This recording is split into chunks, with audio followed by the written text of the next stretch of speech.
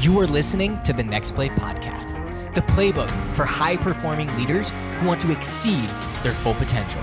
From walking on the Ole Miss football team at 5'7", 150 pounds and earning a full D1 scholarship, to coaching thousands around the world and working with massive organizations like IBM.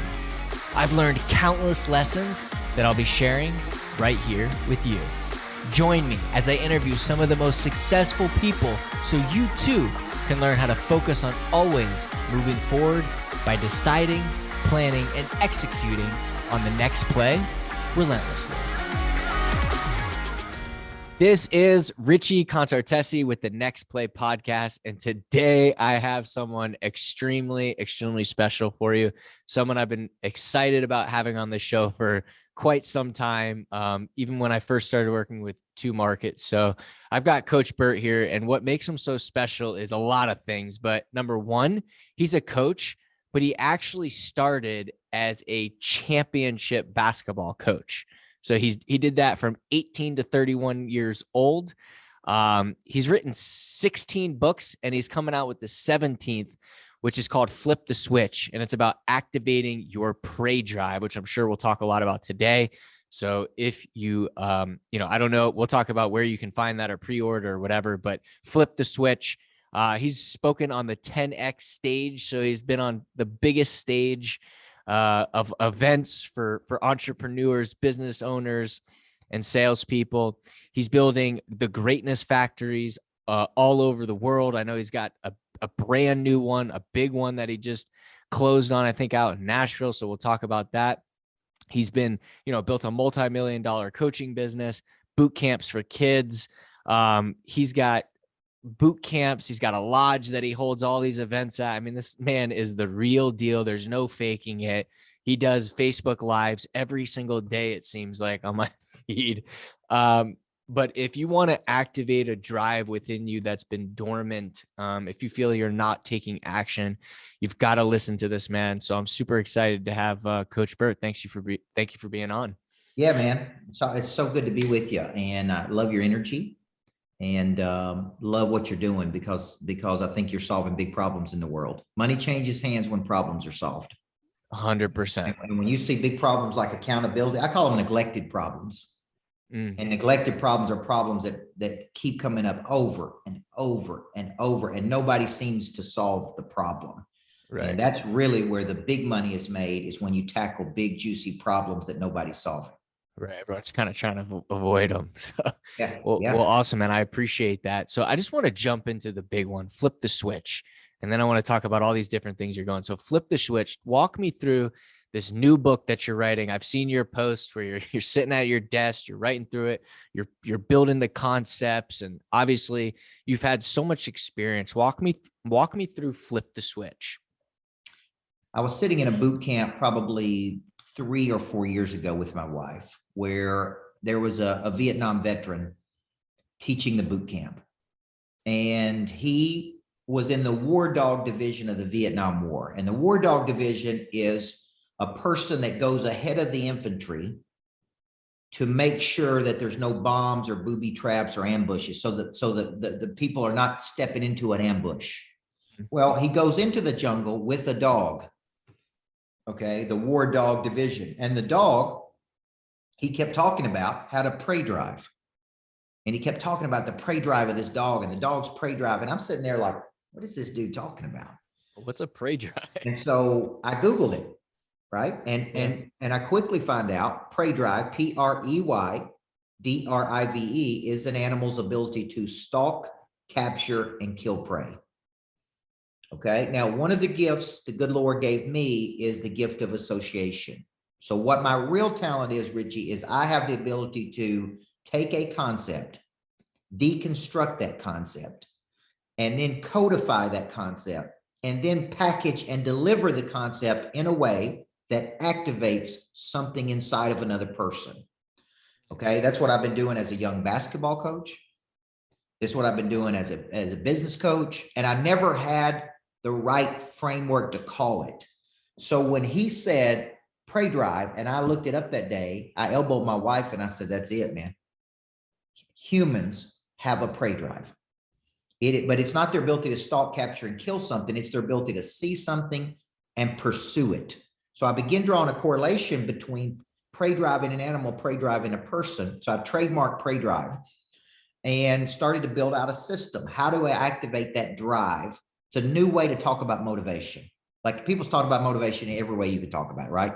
PreDrive is a new way to talk about an old thing. So I believe you have a PreDrive. Your wife has a PreDrive. Your friends have a PreDrive. It's an instinct inside of you to pursue your potential, to pursue something. But right. I also believe that PreDrive has to be activated by something.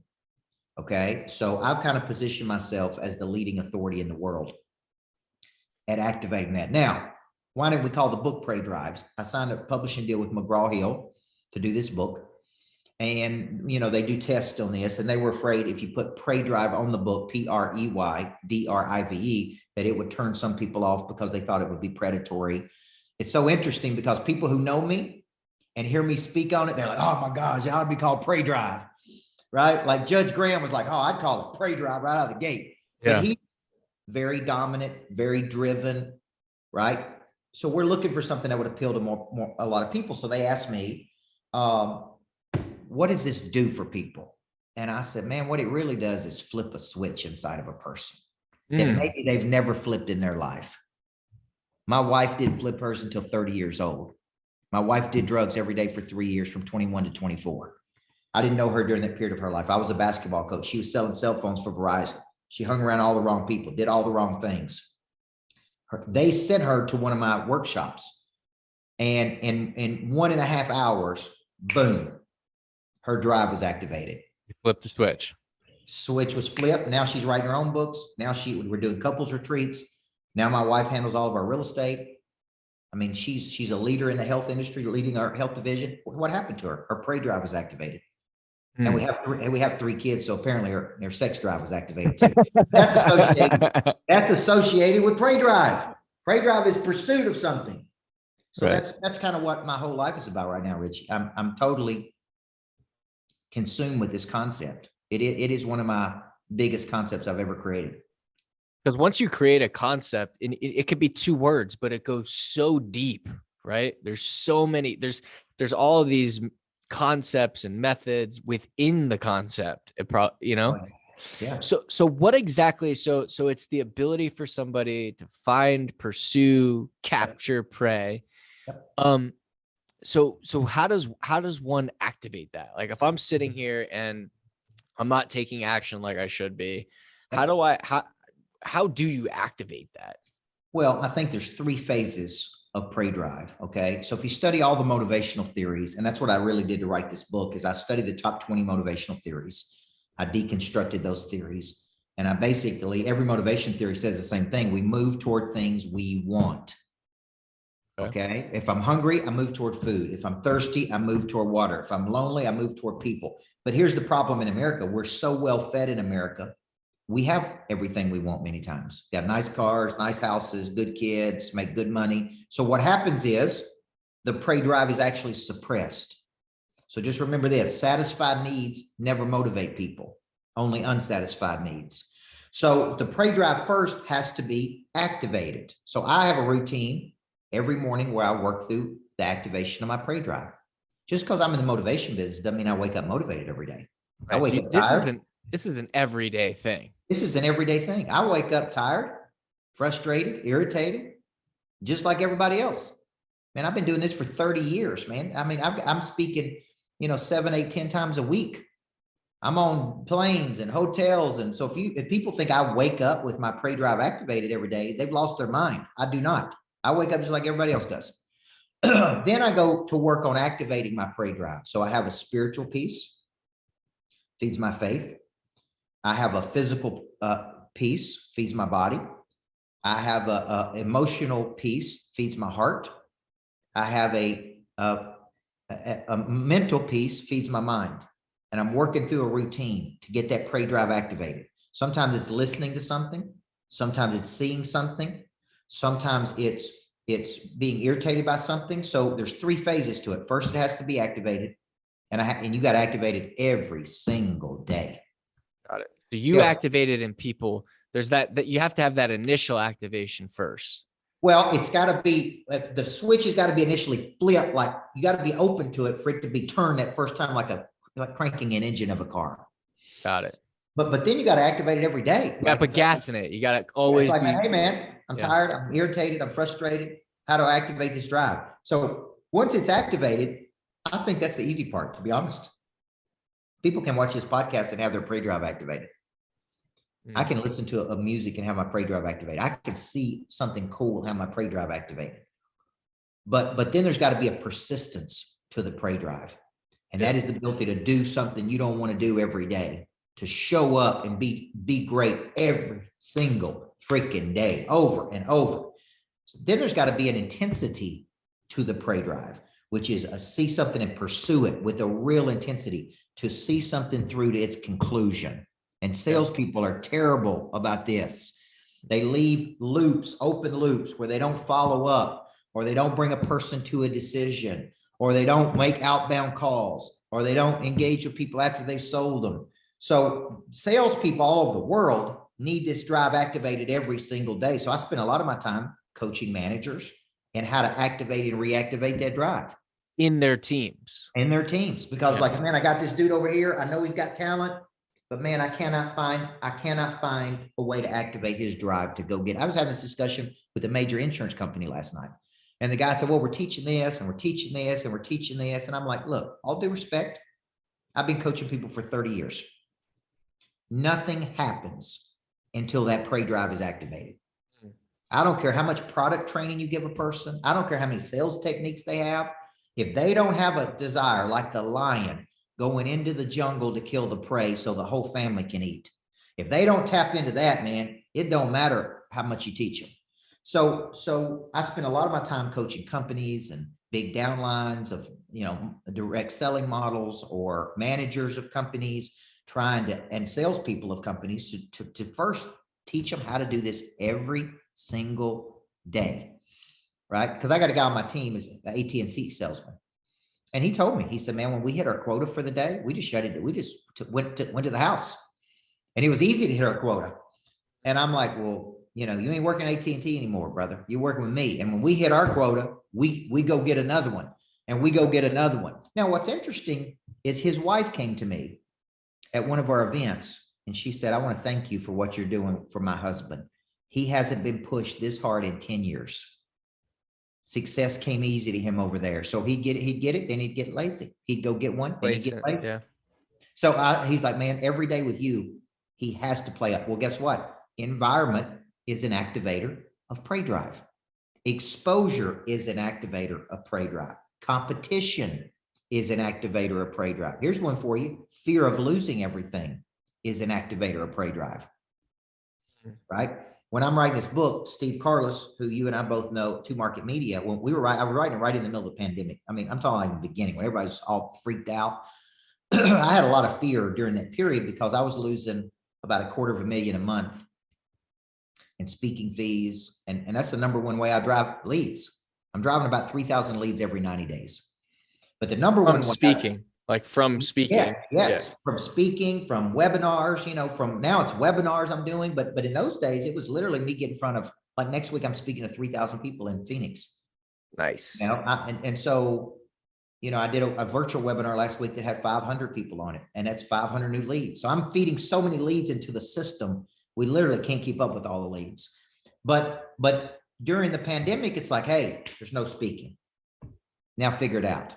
So I'm sitting there thinking, man, I'm losing $250,000 a month. I was afraid. But guess what I started doing, man? The fear activated a drive in me, Richie, that I had felt that strong since I was a high school championship coach.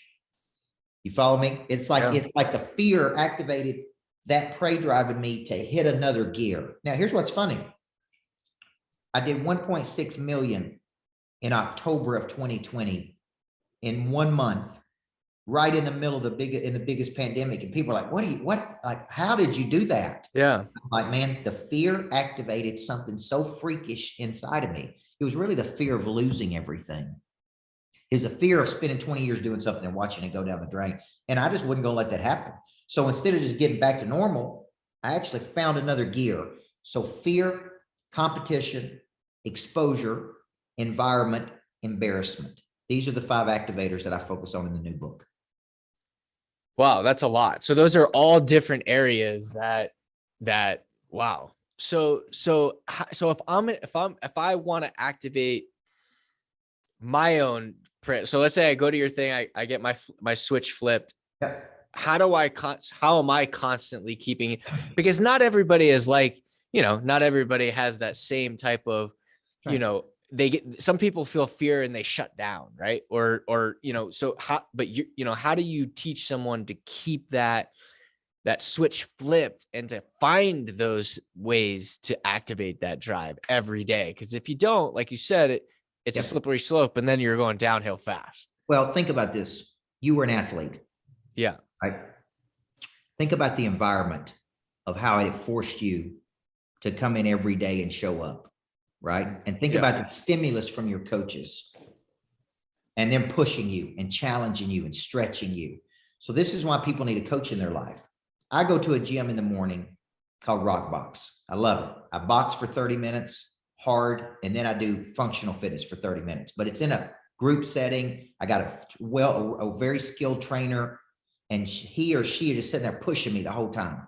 Okay. I go on the road, Richie, to speak, and I go to the gym and work out, and it don't look nothing like that workout. Yeah. Let me tell you why. Because that stimulus is not there. The environment in that setting activates the PreDrive. So for people who really struggle with a discipline is a derivative of the word disciple. It means to give yourself to a person or cause you believe in. We think about Jesus had 12 disciples. That's how a lot of people think about disciples. But I talk about it also in this way. You are a disciple to your own future. See, nobody can see your future except you. It lives in your imagination. My wife can't see my future. My mama can't see my future. My kids can't see my future.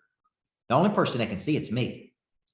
I will either become a disciple to that future or I won't. I will either have the self-discipline to disciple to that future or I won't. Now, most people struggle with what? Discipline, consistency. So what do they need? That, in a sales cycle, you literally need like a pit boss that is pushing and challenging you. And this is why your service is so valuable, because where do people fall off the wagon, man? I try to do it. Even though Paul in the Bible, one of the greatest people in the whole Bible, said, man, I try to do good, but I just can't do it. If he can't do good, we're in trouble, man. Because that's one of the greatest dudes in the whole Bible. And he's like, man, I struggle every single day to do good. Here's the deal. That is human nature. And human nature is I come out of the gate strong, I fail to follow through, and I experience guilt. And that guilt is associated with grief. I'm grieving my lost potential, which is why we need accountability mechanisms, which is why we need coaching, right? So this morning, I slept in. Alarm went off at 4:15. And I was just exhausted from some events I did. I typically get up and go to the gym at 5, and I work through it. I even booked it last night, and then I didn't go this morning. I went to the gym and worked out on my own. So I did make it. I did do workout, but I felt guilty all day, Richie. I felt guilty all day, man. You know who I let down? I let down myself, man. Right. And it affected my mindset. And I said, man, I ain't doing that again. I felt guilty. I started with good intention. I failed to follow through. I experienced guilt. And the guilt is so strong. I'm like, I ain't doing that again, man. I ain't doing it again. I ain't doing that again. So, but some people don't experience that guilt. They just keep not going. Right. They just, it's like, it's the downhill side. It's like when people start a diet, for example, and then they have one bad day. It's always the first big holiday. I think it's the end of January, early February. And then the gym's packed, and then it's not packed anymore because it's that one Monday they miss. And then it's just this downhill spiraling All it effect. takes is one, man. All it takes is one day, which is why the PreDrive has to be activated every freaking day. So if I'm a leader and I'm creating this environment, right, where every time people come in, even we just moved to new offices and I got team members, and I obviously we do what we preach. So we have next play is everything. But I think that there's this space for this that really will take it to the next level, right? So if I'm in here And I want to constantly create this environment of activation. How would I do that? Like, what would be my process to create that type of environment? All right. So I start every day, by teaching my own salespeople how to activate their drive. They don't always follow. So remember, we're going body, mind, heart, and spirit by 8 a.m. every morning. So I listen to something on faith. I listen to something on business. I work out physically, and I spend time with my family that feeds my body. That's part of my cycle. And I'm trying to teach them, this is how you activate it every day. All right. Then I have a lot of sayings, right? Because I've worked with some of the top sports psychologists in the world, and I listen how they self-talk. How do you self-talk, right? I don't feel my way into acting. I act my way into feeling. When I don't feel like doing it, I do it right then. You see what I'm saying? I don't feel like making a sales call. I call right then. I don't feel like dealing with the problem. I deal right now. Amateurs listen to their feelings. Professionals do not listen to their feelings. Okay. So then I start my sales team every morning off with about a 15 or 20-minute meeting. The whole purpose of that is to activate the PreDrive. It is not to teach them everything I know. Yeah, Okay? no, can't be a training. Yeah, it's to activate. Then we go into environment, 9 to 11, nothing but new money. Totally focused. I believe in a concept called deep work that Cal Newport talks about in his book, who's a psychologist. Deep work are focused, undistracted periods of time. 98% of salespeople don't do this. Yeah. They can't focus for 2 hours. They can't hit it hard for 2 hours. So I try to sell my people on, look, bang it out for 2 hours, take a break, get your reset, come back in. So we have checkpoints at 9, 12:30, and 4:30 with my sales team, right? We check in at all those points. So typically it's new money in the morning, engage with our current clients in the afternoon for new money, right? Engage, try to get them to a deeper level. So what I'm trying to do is just force an environment. And then every day we turn sales numbers in, boom, boom, boom. This is where we are. This is where our relationship to our numbers. Everybody does this every single day. Right. And that's kind of part of me building an accountability structure. Yeah. So that morning meeting, I'm very interesting because I think it's so important, so powerful. What do you cover? Like, what do you have them answer? Do you go around the room and everybody answers a question? Like, how do you run that? Well, I have a selling system that I wrote about in a book called Legacy Selling. And I wrote the book $1 Million Follow-Up. And so there's a system that we're following. Okay. And there's a vernacular we're using. Who's on your hit list? Who's in your farm club? Who's in your red zone? Who's in your top 25? What events are we planning? And what I'm doing is I'm going, okay, who's in the red zone? Boom. I got 5 people in the red zone right now. Okay, great. All right. Who's on the hit list today for new money? Boom. I'm working these people. They also turn this into me by 7 p.m. on Sunday night. They turn in their hit list, farm club, top 25 to me as a team. Every person, even my operational people, turning their items for the week. I like that. Yeah. And then it's like, boom, every day it's like, all right, boom, let's go do it. So in the meeting, I typically talk about success because I believe it taps into the purpose of what we're doing. So I may say, man, Richie's in our program. I just got a message. Here's a message I got yesterday. 66-year-old woman, auctioneer in Maine. She tells me yesterday, she said, gosh, you irritate me. You just irritate me how hard you push, right? Because I'm 66. I'm of a different generation. She said, but my accountant sent me my numbers for the year. And since I joined your coaching program in April to December of last year, I made more money than any year of my life. And she said, I owe it all to you, man. The way you push me, the way you challenge me, the way you help me. And so I share that with a team. And I'm like, all right, who else are we going to help today? How many people are we going to help today?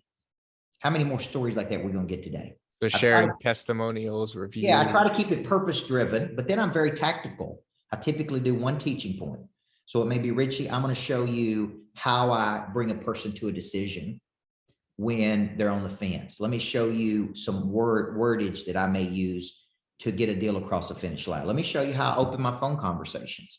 Let me show you how I overcome this objection. So it's typically one teaching point, and then I go around the horn and they tell me hit list, farm club, red zone, that kind of thing.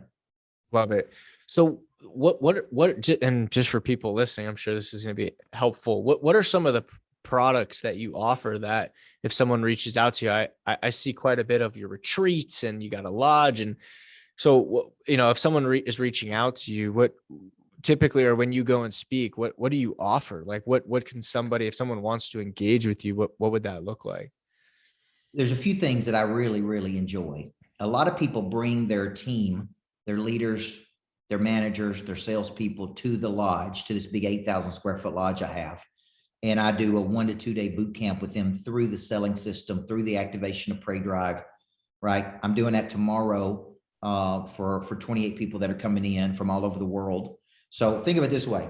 I offer coaching, both corporate and individual, through corporate agreements I have with people, where people literally hire me to come in and coach their sales team and their leaders or managers, right. Corporate. Then I do individual boot camps on the sales system. I do boot camps on coaching, how to build multi-million-dollar coaching businesses. So tomorrow, those 28 people are paying $5,000 a piece to come in for me to teach them how to build their speaking, coaching, and writing business. Okay. Yeah. And then, the other products I offer online, Academy, obviously. We're offering couples retreats. So I look for areas where I see problems. Yeah, we're interested in the couples one. Yeah, for sure. Yeah, I look for areas where I think, okay, we can create a product suite there. So yeah. I just did a virtual summit on, Thursday and Friday called Purpose to Profit. We had 503. Oh, I saw those pictures, man. That was crazy. Yeah, we had 503 people. As of today, we're probably close to 400,000 in sales from that event. And so those are people that bought packages that were 10, 20, and 75,000. And what I do is I plug them in so they can come to these 4 boot camps. Plus they can get this. If you got the 75,000 level, you got to fly with me on my private jet to an event. You got to experience what it's like, because most of them want to speak or write books or coach. So, and you had to apply for that level. We had 5 people apply for that, for the 75,000 level, to be involved in that. Awesome, man. Wow. So you have the boot camps and events, but you also have the corporate side. So, right. So if they could actually bring their team to you, I've never seen a coach ever do that. Or yeah, I've never seen a speaker do that. A lot of people like that because they're looking, many people are looking to get them out of their environment, right? Kind of go immersive, kind of get to somewhere really cool. And I bought this big, beautiful 8,000 square foot lodge. It sits on 23 acres. I built out a 54-person training facility there. So it's just like this really cool environment. And so people fly in from all over the country or all over the world. And we just take them deep, man, for 2 days. And people like that intimacy in that small group setting. And, it kind of sets in motion a lot of energy for them. And then we may follow that up with an ongoing monthly coaching cycle. Gotcha. Okay, cool. Awesome. And so talk to me a little bit about the Greatness Factory, because I feel like it's such a good concept. It's such a good idea. It's almost like basically the lodge. However, anybody can rent a space, but then not, because a lot of people are doing that, the co-working and the private spaces. Yeah. But you're taking it to the next level by also offering coaching as being a part of basically their rent. Is that how does it work? Yeah. When moms and dads would bring their kids to me at 14 years old, they all basically said the same thing. My daughter has a lot of potential. Okay. Because of your background, the value of a coach, a great coach, in activating that potential. And so I would say, thank you for bringing your daughter to the Greatness Factory, because we're going to manufacture her greatness. And I was teaching as a high school coach, Richie, I was teaching, man, crazy stuff. I was teaching every kid the 7 habits of highly effective people, principles of good to great, 5 dysfunctions of teams. Man, this was back in 1999. It was so far ahead of what other people were teaching their kids that people call it brainwashing. They're like, man, you're brainwashing the kids. But here's the deal. We were winning so many games. We were winning about 74.6% of our games that people were constantly asking me, what are you doing? And I said, man, I'm growing the whole person and I'm coaching this. We got Laugh After Basketball. So that's why I started writing books. Okay. Because so you wrote books before you became. Yeah. Got it. Yeah. I started writing books when I was a high school coach at 25 years old is when I wrote my first book, because so many people were asking, what are you doing with the kids? And, but that Greatness Factory concept stuck. And many years later in 2015, 2016, before I spoke at 10X in 2018, I started having this vision. I'm a faith-based person. And I started having a vision, I felt like, from God, that was saying, you got to build greatness factories for adults, man. You were great at building greatness factories for kids. And so I started envisioning this cool place that was really inspired, where you could do the deep work. You could learn, you could grow, you could connect, you could work. So the greatness factories are, yes, you can work there, shared office, permanent offices, but there's also really cool modern auditoriums, podcast studios, rooms where you can do deep work, rooms where you can meet with your team, rooms where you can take meetings. So each room is specifically designed with a purpose. One room activates your PreDrive to think bigger. Then you go to this room to work with your team at a deep level. Then you go to the auditorium for bigger events. So it's like a little city where people would pay membership fees to work there, learn there. And part of their membership includes coaching. It includes access to the events. Oh, smart, man. Is there anywhere else that's doing something like that? You know, it's interesting to me that everybody thinks people just want office space. And I was in a WeWork while they're building the new great factory in Nashville, and I thought it was nice. I've studied Adam Newman and how he built WeWork. I mean, I'm talking studied it at a freakish level. I studied Industrious, Regis, Spaces, all those spaces that are out there, and they're all cool. What they're missing, though, is my employees never got better when they worked at WeWork. They didn't get any coaching. And here's the crazy thing, they didn't even make any networks with anybody. Like, their concept of networking is to have donuts in the morning or pancakes. Coffee for everyone. Yeah. Yeah. My concept is, no, your employees can get better here. They can get into training, and the environment's going to be so cool, it forces them to want to play. So typically, because of that, the value of the real estate is so much greater than selling it per square foot.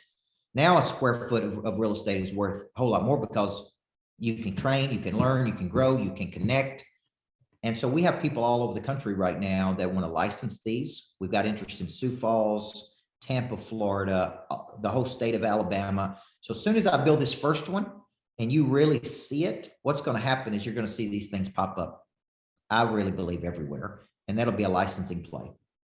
Such a smart idea. How are you the coaching is going to be the tough part, right? Finding good, solid coaches that can. Yeah.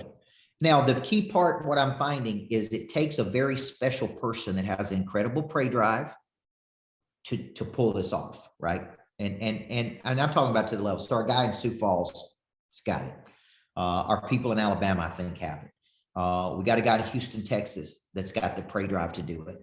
So think of it this way. I studied a lot of churches, and, you know, churches have one key pastor, and then they simulcast around the country. They may have 25 campuses, right, on a Sunday morning, to where they got the one key pastor preaching, and then it literally is simulcast to all these other places. Second Baptist Church in Houston has 78,000 members. So literally, but they got one main pastor. So in the greatness factories, like, I'm the pastor, and when I'm teaching, they'll be simulcast to all those greatness factories. So their people can come in and get those boot camps that I'm doing. And then they will have local facilitators who are great coaches as well, to develop and go deeper. It's freaking amazing, dude. I think it's such a good idea. And if you're anywhere in the Nashville area, you have to go check this out. When does it go live? We're probably about, I want to say, 8 months from the one in Nashville, and I'm right downtown Nashville. The location is just sick. How many square feet is it? The one in Nashville is 8,000 square foot, and it's 3 levels. So it's got an entry level, a mezzanine, and then a full 3rd level where the auditorium is. I saw a picture, I think, that you posted, and it's like one of the picturs is you sitting at the desk. So I thought that was cool. I thought that was cool how they put me in there sitting in my own desk. That's actually what my office will look like down there. But my office has a gym, full bathroom, has my own private gym in there. I mean, it's really, really a cool thing. And I said, man, if I'm gonna spend $6 million, at least I'm gonna have my own gym and a nice big bathroom. You know what I'm saying? Yeah. That's awesome, man. It's really cool. So real quick, I want to kind of wrap things up with this, because there are a lot of people that are interested in speaking and coaching. You know, they want to They want to share their stories. You're traveling all over the country. People ask me all the time, I see you doing this and this event and this, like, how do you do it? And I'm just curious from your point of view, how have you grown so much? How did you build your 7-figure coaching business? What was your process, and how do you today continue to feed that machine and speak all over the country and the world? I think that the way my speaking business has grown is that I've really continued to get better and better and better with connecting with an audience. Mm-hmm. And so there's real transformation that takes place when I speak. And because of that, the feedback is so strong that it produces infinitely more speaking engagements. So, when I do 3,000 people next week, it's at this big mega church in Phoenix for a direct selling company, that may lead to who knows how many more opportunities, right? For coaching and all those things. But the way I've built speaking is just have very incredible concepts. So think about some of the concepts I've created. Person of interest was a big concept. $1 million follow-up was a big concept, right? PreDrive is a big concept. Right. And what happens is these concepts solve problems for people. So when you create great concepts, like this Friday, I'm in Vegas. I'm actually in Vegas this Friday. Oh, really? Yeah, and I'm speaking at to Miracle Ear, sells hearing aids. And the number one thing they want? Activate their PreDrive. So everywhere I go, part of building a speaking business is having incredible concepts. But then I've taken it a step further that many people never do, is I've actually built out the infrastructure to collect large amounts of leads, to work those leads, to follow up with those leads. This is why I say every speaking engagement, I believe, is worth 250,000. I believe I can extract 250,000 out of every speaking engagement if you give me a certain number of people, right? Even if that number is 50 people, if it's 50 of the right people, there's $250,000 of future business. Now, that's very different than a lot of speakers who say, I want to get paid a speaking fee and I want to go home. I actually see the speaking as the activator of the PreDrive concept. Yeah. The speaking is marketing to me. Right. And then I'm going to generate leads and interest. And from that leads and interest, we're going to come back and we're going to offer people to go deeper with me. And that may be, a mortgage company that hires me to be their coach that pays me $500,000 to be their coach. It could be a real estate company that says it. It could be two of the top EXP guys in the world who saw me speak for 20 minutes and go, I want you to be my coach. Because here's the deal. If I coach those two guys, they have a downline of 10, 20,000. Then they start going, hey, we want you to do stuff for our team. Now we're dealing with 10,000 more people. Now we're dealing with big downlines of people. See, so then it's perpetual. Then it's like, hey man, I could just stay with one group and just coach them forever. Because EXP is huge, right? I mean, they're growing by 10,000 agents a month. So I've been texting back and forth with like the number 2 guy in the whole company. And he's doing a big event for 10,000 people in August and September, and he wants me to do something for his team next week. And I said, man, if it goes well, I want you to consider me for that big 10,000 person event. And he's like, absolutely. So I just get in there and I do a great job, and I really bring value, and I really have something to say. And I try my best to connect with that audience in such a way they go, we want to bring that dude back. And that's kind of how I built my speaking business. Now, the products, what I do with products is I try different products and I see what I like and what I don't like. I love boot camps. I love intimacy. I love taking 30, 40, 50 people for a day to 2 days and just taking them deep, man, on a concept. I love that. So I've tried to build my business around what I personally love doing, like an artist or athlete or entertainer. And I speak and I coach. And that's it. Okay. And this is the way I coach people. If you want to be coached by me, then you come and get in the ring with me, or we structure it in one of these ways, because that's the way I coach people. Mm-hmm. Okay. And I don't do any one-to-one. People offer me obscene amounts of money to do one-to-one, and I very seldom do it, but I do maybe 1 to 4. I will say you get 4 other people. Each of you pay this. That way my hour is worth 10,000 an hour versus 500 an hour. Right. And, so I may say, hey, you get 4 people together. It's X number of dollars per session. and they'll go get those people. And then, then that's how we can really generate serious revenue. Yeah. One-on-one is tough, man. I couldn't do that. It's way too time consuming. And you could get people the same results without that. You know what I mean? You don't need that. So what's your next play? What's Coach Burt's next play? I know you got the greatness factor. I know you got your coaching program, but someone who's as driven as you, who has accomplished as much as you got flipped the switch, but what's your next play? Like, what do you see as the next big vision for Coach Burt? My big play has always been, since I started doing this at 31 years old. See, I retired from athletic coaching at 31.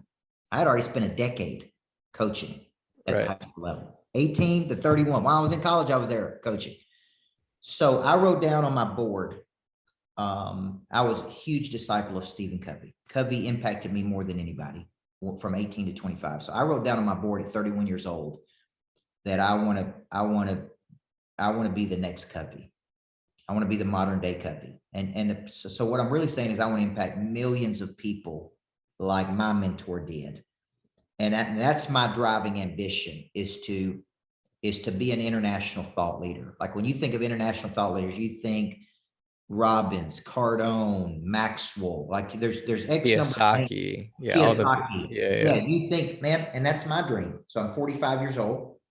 And my dream is to be, hey, when you think of those great people, man, who have impacted so many people, whether you like them or don't like them, they're so good, right? That they've impacted so many people that I want to be so effective. I'm not sitting out to be famous. I know when I wrote Personal Interest, some people thought, well, you're just trying to be famous. No, I'm trying to be effective. And the more effective I become, the more famous I will become.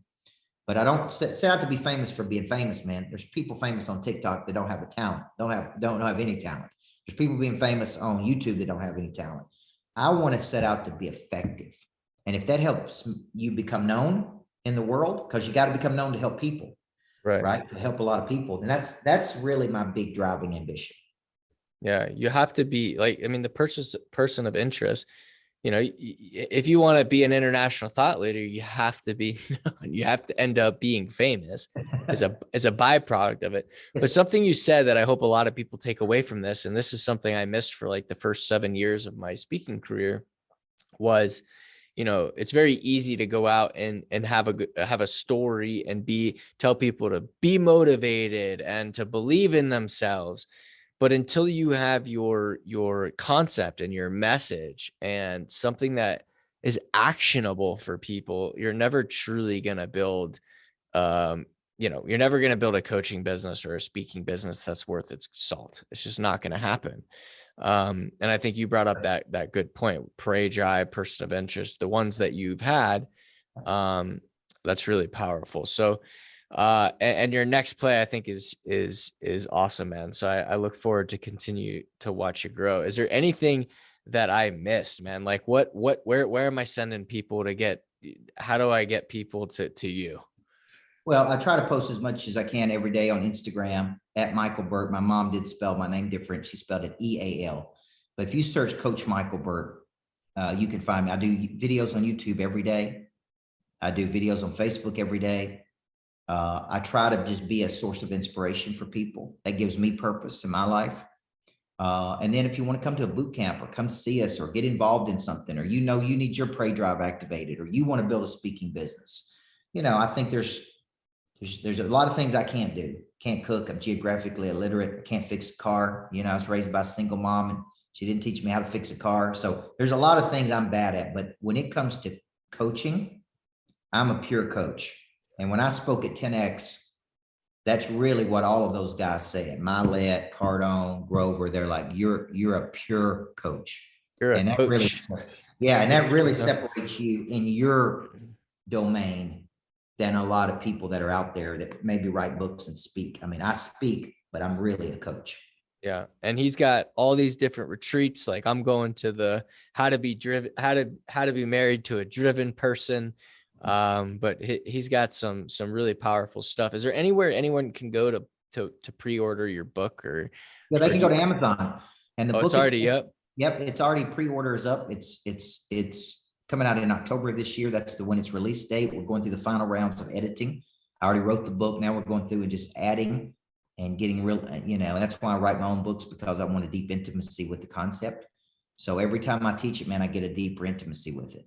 And, and so I'm excited about this. This is my 17th book, and we really want it to be a bestseller, and we want it to hit the big list, and we can't do it without guys like you out there helping us. So thank you for that.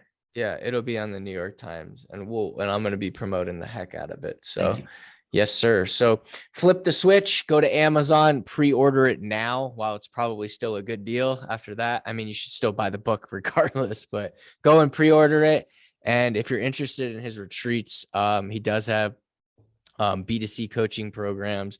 It's really, really powerful stuff. Everything that comes from what Coach Burt does is 5-star. So go and check him out. Coach Burt, thank you so much for being here and being on the show. It really means a lot.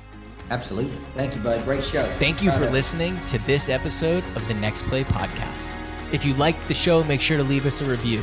For more resources, visit relentlessuniversity.com or download the free Relentless University app. And if you're interested in having me speak at your next event, visit relentlessrichie.com. Until next time.